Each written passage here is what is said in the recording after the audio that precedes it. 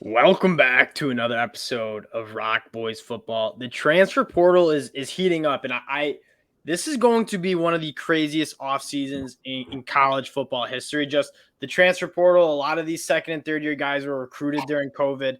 Not a great kind of like blind dating, if you will. Combine that with NIL money. The transfer portal is already filling up. We wanted to jump on and talk a little Cade McNamara. Obviously, we are Michigan fans, and this is big news. I mean, Cade McNamara led us to our first Big Ten championship in a very long time, the first win over Ohio State in a very long time. He's a Michigan legend, and we just want to jump on and talk a little about it before we get into it again. Just want to say thank you guys for the support you guys have shown the channel. We really do appreciate it, especially the Michigan fans. You guys have been awesome. We love chopping it up with you guys in the comment section. So if you do like the content, consider subscribing to the channel. Dill, I'm going to kick it off to you. What are your thoughts here for Cade McNamara heading out of Ann Arbor? Yeah, I mean, of course, it comes as no surprise. I think there's not really anything for him to do at Michigan at this point. And at the end of the day, he is probably a starting level quarterback at not the top tier of the big Power 5 schools, but in like the realm of the mid-range Big Ten, mid-range SEC. He's very much a guy who's going to get a starting job and have probably a pretty good career at his next step. And especially when you think about the starting quarterbacks and you think about schools, like we'll get to his like potential transfer destinations later, but like schools in the Big Ten West, like there are a lot of schools that are hurting for quarterback play.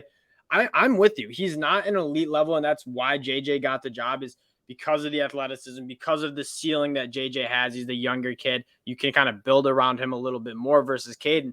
We talked about that for a while. That's why he won the spot over Cade. I mean, let's be honest. Cade doesn't win that game against Ohio State last week with not being able to run the football, arm going down. There's just he doesn't have the playmaking ability to kind of have to shoulder that much of the burden. So but on the flip side, Cade McNamara is like a plus starting quarterback in the college football landscape.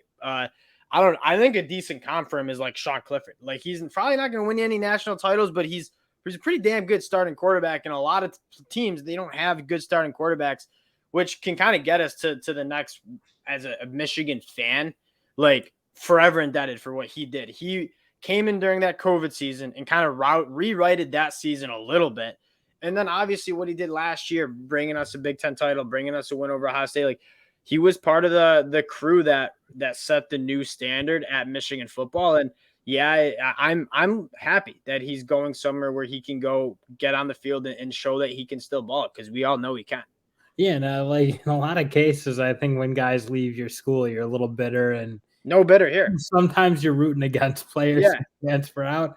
Not saying it's like right or wrong or whatever, but you do have a different feeling in different situations. I think this is a moment where all of Michigan's going to be rooting for Cade McNamara, no matter where he is, unless he's playing Michigan, because that's, again, like what you say about what he did for the program. I mean, nobody denies that. Everyone knows he was integral to the resurgence and kind of where Michigan is now, with 2 straight trips to the playoff, hopefully 2 straight Big Ten titles now, and 2 wins over the Ohio State Buckeyes.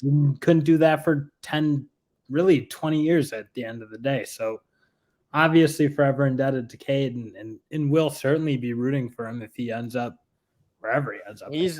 Wherever he playing, he's probably my second favorite college football team. And that's kind of a nice segue into like potential landing spots for Cade.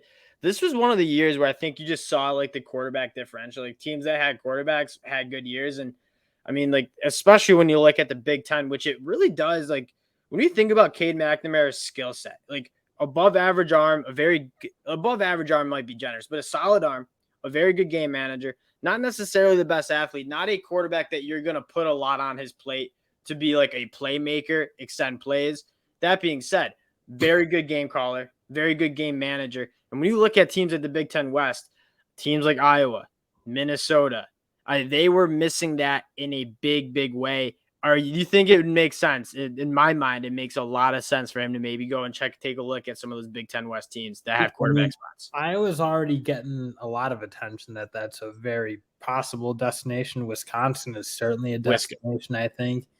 Minnesota certainly in the same realm. And I mean, if you want to look within the division, I think Michigan State, he would probably make sense for it too.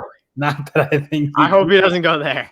Yeah, that'd be an interesting one. What if he did? But like, I don't think but that type of school that isn't going to be the Ohio State air raid, lead from the front and try to be an explosive offense.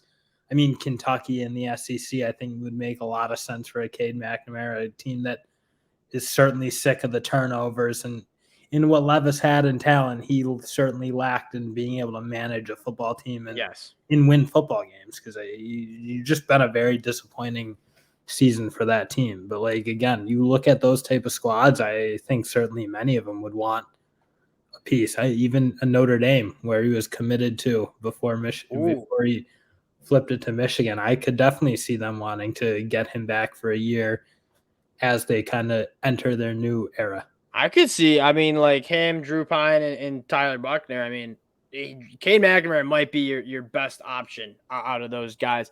And I agree. I mean, I need like pro-style offense that wants to run the ball first. And you look back at what Michigan did last year. Like, Cade McNamara was a very, very good fit for what Michigan did. And the only reason we ran into trouble is when we just couldn't do what we wanted to do against a team like Georgia in the college football playoffs, where you needed a little bit more juice from the quarterback.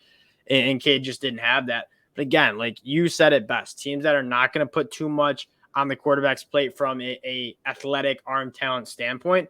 Because again, I don't think Michigan fans would say, and we love Cade, but like not the best athlete and certainly not the best arm strength, but he's very, very accurate. He doesn't turn the football over. He doesn't make mistakes. And in the Big Ten West, I mean, half those teams aren't getting that from their current starting quarterback. Yeah, all you wanted at Wisconsin was Graham Mertz to not throw so many picks and hit the easy throws he should make, and he wasn't doing it. Same with Spencer Petras at Iowa.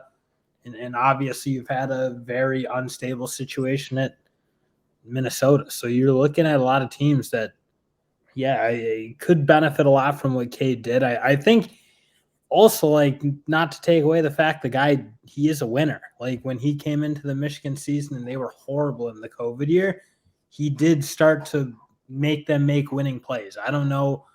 And I guess you could argue, what does leadership mean and so forth and whatnot. But like, something about the team changed when he took over the helm. And you see all the players in Michigan tweet about him like that. Like they would go to war with that guy. Cade McNamara had that whole locker room, and I think that's why he made it work last year and kind of put that magical season, made that magical season for Michigan. So, I mean, that's just the thoughts. I mean, it's going to be very interesting to see where he takes visits to, see where he finally commits to. And we're obviously going to be massive Cade McNamara fans. I'm sure a lot of people listening this are also going to be rooting for Cade McNamara in the 2023 season. Thanks, guys, for listening again. We appreciate the support. And if you guys do enjoy the content, consider subscribing to the channel. We appreciate you guys. Go Blue, obviously. Talk to y'all later. Peace.